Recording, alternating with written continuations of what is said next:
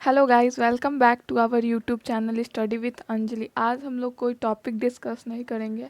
आज हम लोग BA part 1 history subsidiary paper का सिलेबस देखेंगे। तो आइए चलिए देखते हैं। तो सबसे पहले आप इतना देख के टेंशन मत लीजिए कि इतना सारा टॉपिक पढ़ना है। बहुत ऐसा चीज़ होता है कि एक एक साम्राज्य में बहुत सारे वंश शासन करते हैं, तो सब जितने वंश शासन करते हैं सबका थोड़ी पढ़ते हैं। जैसे कि विजयनगर साम्राज्य दक्षिण भारत का इतिहास है, तो संगम वंश है, सालू वंश है, तुलु वंश है, तो सबका थोड़ी पढ़ते हैं। जो सबसे इम्पोर्टेंट वंश है उसी का पढ़ेंगे हम लोग, संगम वंश, यही सब। जैसे कि मान लीजिए कि मुग़ल साम्राज्य का, तो बाबर, हुमायूं, अकबर, जहांगीर, शाहजहां, औरंगजेब, तो इतने सारे शासक थे एक ही वंश के। तो जो इम्पोर्टेंट होंगे, जैसे कि बाबर बाबर इसमें सबसे ज़्यादा इम्पोर्टेंट इसलिए हैं क्योंकि उन्होंने लोधी वंश को पराजित करके मुग़ल वंश का स्थापना किया था। अकबर बहुत प्रतापी शासक थे। तो ऐसे ही जो जो इम्पोर्टेंट बस सेलेक्टेड टॉपिक होगा वही पढ़ना है। यूपीएससी नहीं, यूपीएससी का एग्ज़ाम नहीं देना है कि इतना टेंशन मत लीजिए। बस जो सेलेक्टेड टॉपिक रहेगा हम वही बताएंगे, और उससे ज़्यादा क्वेश्चन आएगा भी नहीं, लिख के ले लीजिए। तो आइए देखते हैं। तो भारतीय इतिहास की प्रमुख विशेषता बताना है, मतलब कि इतिहास के बारे में हमको कहाँ से पता चलता है। तो साहित्यिक स्रोत होता है, पुरातात्विक स्रोत होता है, विदेश यात्रियों के विवरण से पता चलता है जो हमारे देश में आए, वो यहाँ वो कुछ लिखें यहाँ के बारे में, वो सबसे पता चलता है। प्रागैतिहासिक भारत के बारे में बताइए, वैदिक सभ्यता क्या है। मगध साम्राज्य के बारे में तो क्वेश्चन एकदम बेसिक एकदम पूछा ही जाएगा। वैदिक सभ्यता 6ठी शताब्दी ईस्वी पूर्व और 4ठी शताब्दी, ये सब आपको ही पता है। बौद्ध धर्म के बारे में क्वेश्चन आएगा ही आएगा। जैन धर्म के बारे में आएगा। मगध साम्राज्य का स्थापना कौन किया था, इतिहास का स्रोत क्या है। मौर्य साम्राज्य के बारे में क्वेश्चन आएगा, लेकिन देखिए इसमें बहुत सारे वंश का विकास हुआ है, तो इतने वंश थोड़ी पढ़ेंगे। इसमें से जो जो इम्पोर्टेंट है वो पढ़ेंगे। जैसे अशोक के बारे में तो क्वेश्चन आता ही आता है। 6ठी शताब्दी ईस्वी पूर्व, ये तो मगध साम्राज्य से क्वेश्चन आएगा। अशोक के बारे में क्वेश्चन आएगा ही। इतिहास के स्रोत क्या है वहाँ से क्वेश्चन आएगा। जैन धर्म, बौद्ध धर्म, ये सब एकदम बेसिक टॉपिक है, ये सब पढ़िए। ज़्यादा अंदर जाने की ज़रूरत नहीं है कि ये है टॉपिक में तो ये आएगा। अपना खुद भी थोड़ा सा दिमाग लगाइए कि ये कोई हार्ड एग्ज़ाम नहीं है। बीए पार्ट 1 नॉर्मल एग्ज़ाम है, नॉर्मल क्वेश्चन आता है। जो इंसान थोड़ा सा बुक भी पलटेगा, थोड़ा सा अपना दिमाग लगाएगा ना, वो अच्छे से अच्छा मार्क्स पा लेगा।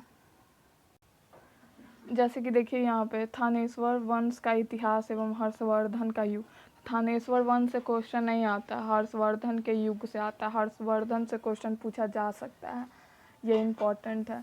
एग्जामिनर कभी भी ये नहीं देखता है कि हम हार्ड, एग्जामिनर कभी भी हार्ड क्वेश्चन उतना सेट करता ही नहीं है। ऐसा क्वेश्चन सेट करता है जो हल्का फुल्का बच्चा पढ़ता है तो वो 50% क्वेश्चन आराम से क्लियर कर लेता है। जो थोड़ा डीप में पढ़ता है वो तो 80% क्लियर कर लेता है। और बाकी जो बच्चा, वो तो 100%, तो सब बच्चा 100% नहीं क्लियर करता है। तो वो हिसाब से पढ़िए कि हाँ, कि क्वेश्चन आए तो हम बना सकें, ऐसा पढ़िए। इतना भी डीप मत पढ़ लीजिए और ऐसे भी विदाउट टॉपिक मत पढ़ लीजिए कि कोई काम ही का आप नहीं पढ़ें। ऐसा पढ़िए कि वो नॉलेज काम आए। ऐसा मत पढ़िए कि इतना ना पढ़ लिए हैं कि छोड़िए, हटाइए ये सब बात। अब देखिए उत्तर भारत में तुर्क, अफ़गान एवं स्थापना का प्रारंभ, मतलब तुर्क अफ़गान का मतलब इतिहास देखना है। मोहम्मद गजनबी, मोहम्मद गौरी कब आक्रमण किए थे, ये सब देखना है। फिर उसके बाद सतवाहन के बाद दक्षिण भारत का इतिहास, सतवाहन से भी क्वेश्चन आ जाता है।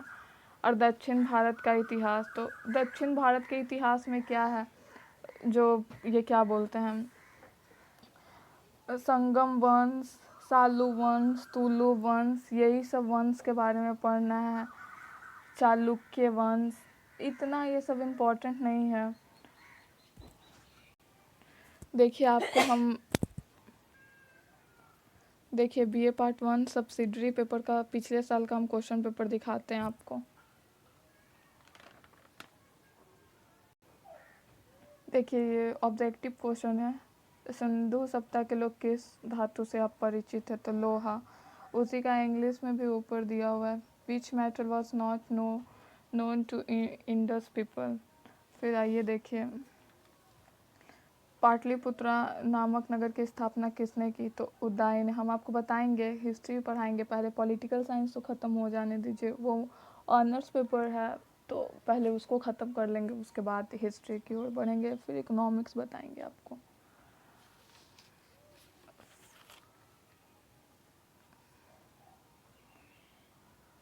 अंग महाजन की राजधानी कहाँ थी, तो चंपा थी। कन्नव वंश का अंतिम शासक कौन था, ये भी क्वेश्चन आया था। हर्षचरित नामक पुस्तक के लेखक कौन थे। मालवा से हून सत्ता को किसने उखाड़ फेंका। निम्नलिखित शासकों में कौन सा सातवाहन वंश का अंतिम शासक था, तो ये सब थोड़ा ध्यान दीजिएगा, सातवाहन से भी क्वेश्चन आ जाता है हर साल। शिवदास के विरुद्ध ऋग्वेद में उल्लेखित 10 राजाओं का युद्ध किसने नेतृत्व में लड़ा गया, वो देखिएगा। मौर्य साम्राज्य के संस्थापक कौन थे, सबको पता है कौन। ये लास्ट ऑब्जेक्टिव क्वेश्चन है, गुप्त वंश से पूछा गया है। फिर उसके बाद यहाँ पे लघु उत्तरीय प्रश्न पूछा गया था, short answer type question, sorry. Harappa सभ्यता के संस्कृति आयामों पर एक निबंध लिखें। आर्यों की सामाजिक आर्थिक स्थिति पर प्रकाश डालें। 6ठी शताब्दी ईस्वी पूर्व, देखिए इसमें पूछा गया है क्वेश्चन।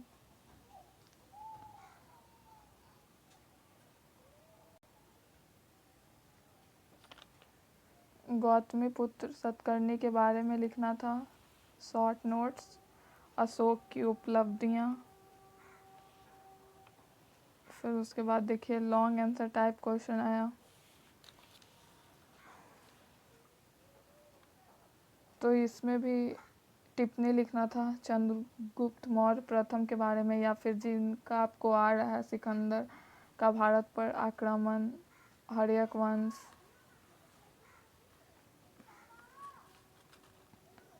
अशोक के अभिलेख के आधार पर अशोक के धर्म की समीक्षा करें। एक साम्राज्य के रूप में मगध के उत्कर्ष के विभिन्न कारणों की समीक्षा कीजिए।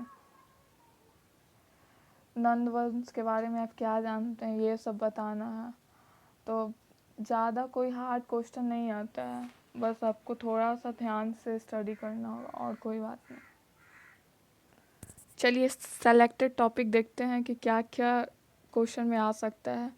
तो प्राचीन भारतीय इतिहास के स्रोतों का वर्णन करें। सिंधु घाटी सभ्यता के बारे में तो आएगा ही आएगा।